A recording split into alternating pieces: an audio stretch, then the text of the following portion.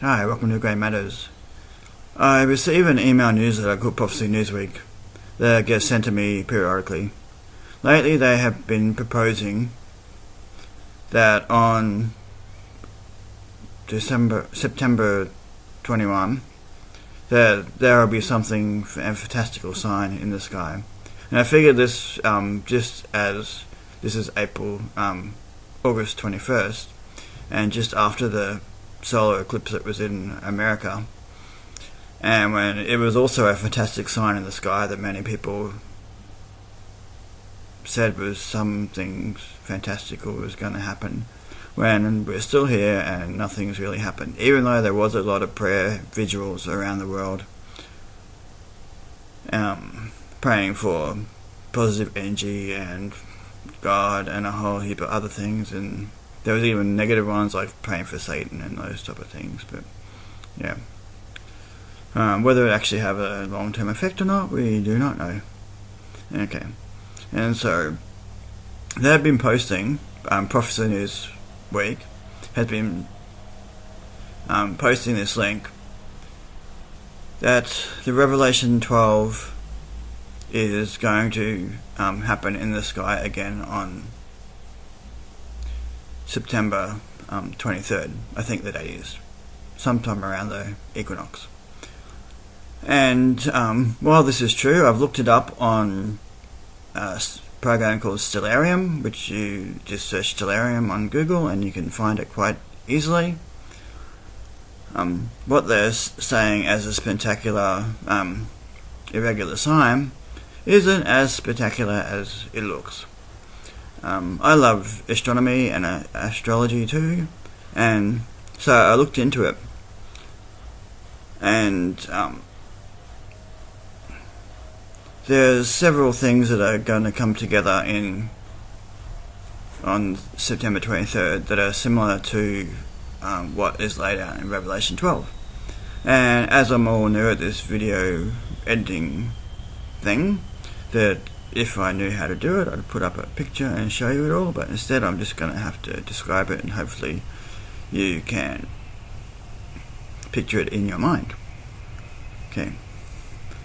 So in Revelation 12, a woman gives birth to a child, and when she does this, she has the sun in her hand and the moon at her feet, and a crown of 12 stars on her head.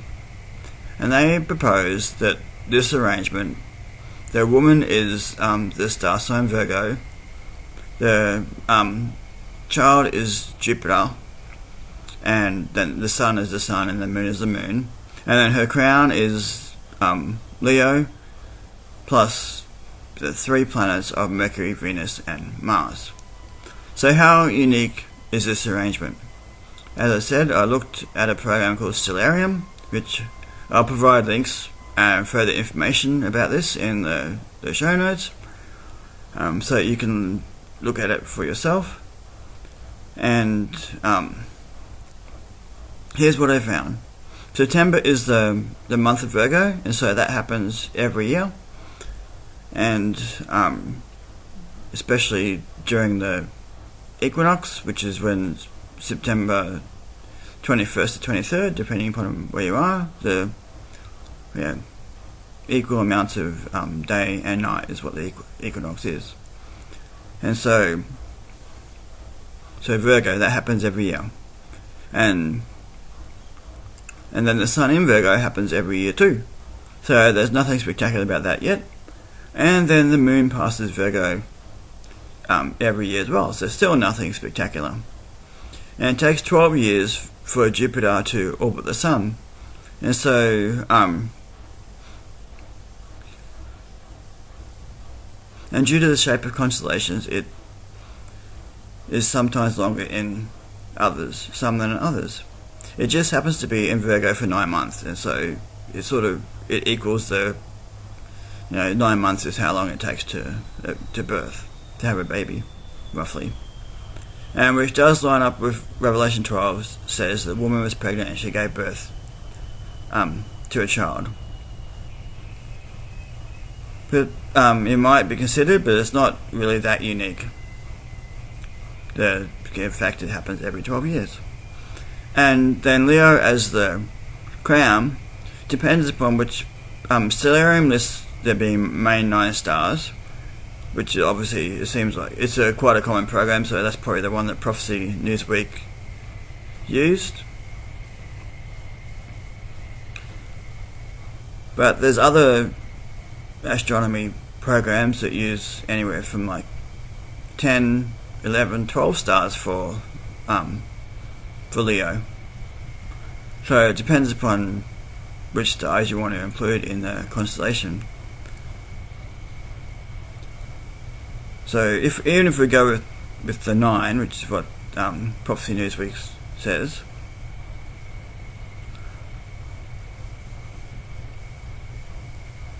then we have the 9, then we have to add the 3 other planets. And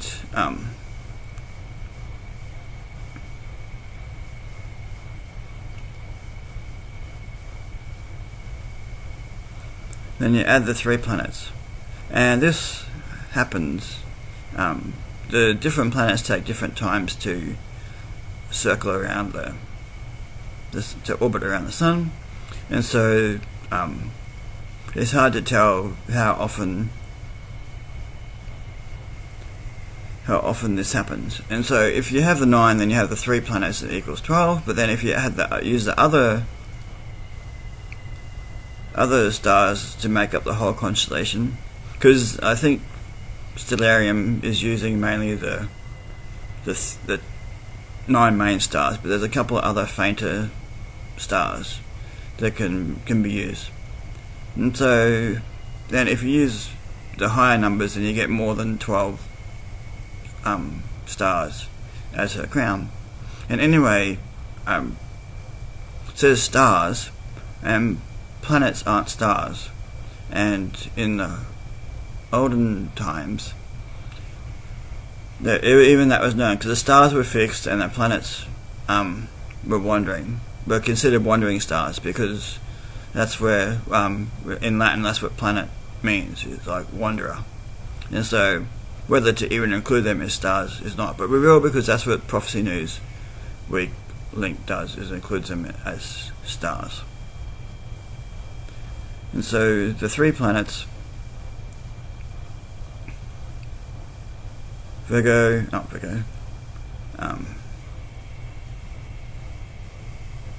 Mercury, Venus, and Mars. Mercury takes about 80 days to go around the Sun. Venus takes about 260 days to go around the Sun.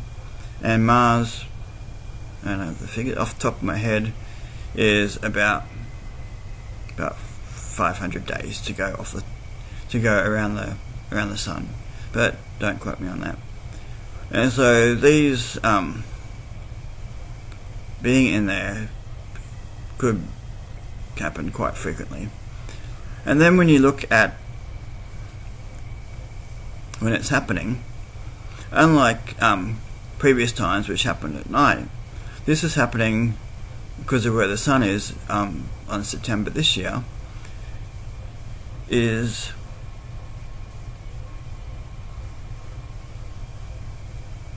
happening just right on sunset. And so it's not very much of a sign when you won't even be able to see all these different aspects come together to form a sign. And the one they're equating it, then they take Revelation 12 and equate it to another sign in Revelation, saying that it's the sign of the coming of the Son of Man, which is supposed to herald the second coming of the Saviour, and everyone's supposed to know it and be spectacular. And there are a lot of other things equated with the sign of the coming of the Son of Man. This is a very obscure sign that only those who are looking for it would know, and it's a similarity to the other time, which the other time there's all these constellations. The constellations and stars were significant was during the just before, or depending upon your belief or when you want to take it, just before or just after the Saviour was born. Dr. Michael Heisler, who I'll put a link to in the show notes, he believes that the Revelation 12 is a description of what the wise men saw, and plus a few other things like Jupiter in Regulus before. So Regulus is one of the main stars of Leo, and it came into conjunction with Jupiter just before the Saviour was born, and that was known in ancient times as the King Star. And so that points to the Saviour's birth being about 3 BC. 1 BC, I can't remember exactly, but I'll put a link to the video that he put up in the show notes, and you can find out that for yourself. So basically this is probably going to be a non-event and not really that spectacular. So, well, yes, the Saviour is coming back sometime.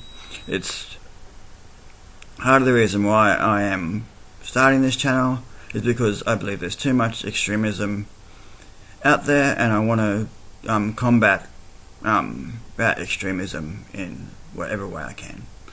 So if you've liked what I've said, please subscribe and like and share this video around, and you can check out my blog, which I'll refer to in the show notes, or put a link to, so that you can read all my other stuff. My blog's been around for several years now, and I've written about this on my blog before, but I felt just as I said, because it's just after